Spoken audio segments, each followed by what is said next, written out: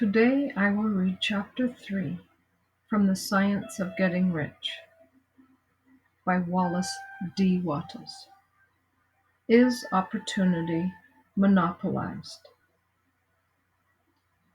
No one is kept poor because other people have monopolized the wealth and have put a fence around it. You may be shut off from engaging in business in certain lines, but there are other channels open to you. At different periods, the tide of opportunity sets in different directions, according to the needs of the whole and particular stage of social evolution which has been reached. There is abundance of opportunity for the person who will go with the tide instead of trying to swim against it. So workers, either as individuals or as a class, are not deprived of opportunity. The workers are not being kept down by their masters. They are not being ground by the trusts and the big business. As a class, they are where they are because they do not do things in a certain way. The working class may become the master class whenever they will begin to do things in a certain way. The law of wealth is the same for them as it is for all others. This they must learn, and they will remain where they are as long as they continue to do as they do.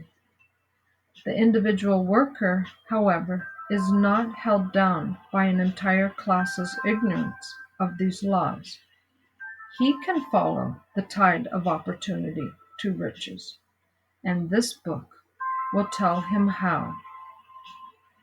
No one is kept in poverty by a shortness in the supply of riches. There is more than enough for all. A place as large as the Capitol at Washington might be built for every family on earth from the building material in the United States alone. And under intensive cultivation, this country would produce wool, cotton, linen, and silk enough to clothe each person in the world, finer than Solomon was arrayed in all his glory, together with food enough to feed them all luxuriously. The visible supply is practically inexhaustible, and the invisible supply really is inexhaustible. Everything you see on earth is made from one original substance, out of which all things proceed. New forms are constantly being made, and older ones are dissolving, but all are shapes assumed by one thing. There is no limit to the supply of formless stuff or original substance. The universe is made out of it, but it was not all used in making the universe. The spaces in, through, and between the forms of the visible universe are permeated and filled with the original substance, with the formless stuff, with the raw material of all things. 10,000 times as much as has been made might still be made, and even then we should not have exhausted the supply of universal raw material.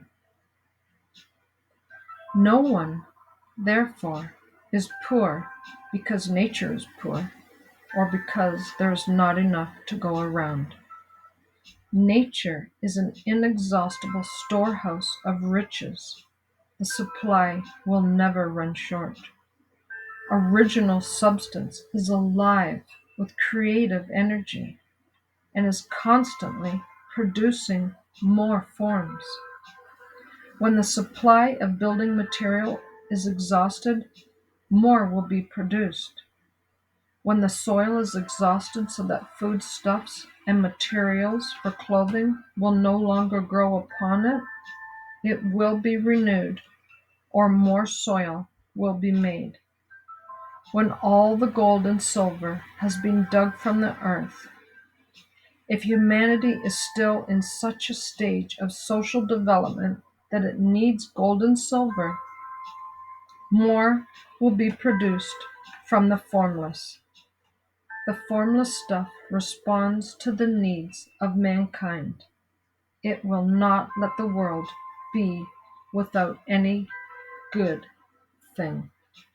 This is true of man collectively.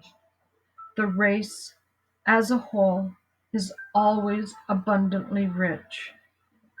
And if individuals are poor, it is because they do not follow the certain way of doing things which makes the individual rich. The formless stuff is intelligent. It is stuff which thinks. It is alive and is always impelled toward more life. It is the natural and inherent impulse of life to seek to live more. It is the nature of intelligence to enlarge itself, and of consciousness to seek to extend its boundaries and find fuller expression. The universe of forms has been made by formless living substance throwing itself into form in order to express itself more fully. The universe is a great living presence, always moving inherently towards more life and fuller functioning. Nature is formed for the advancement of life, and its impelling motive is the increase of life. Because of this, everything which can possibly minister to life is bountifully provided.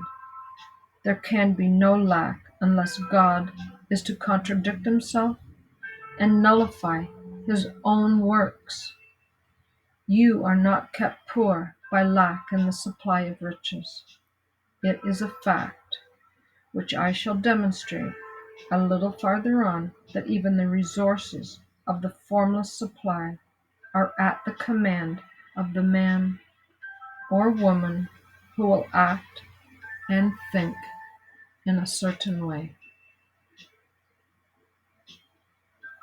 Thank you so much for spending your time with me today. I hope you have enjoyed this reading from The Science of Getting Rich. Please like, share, and subscribe so that I may continue to make more great videos.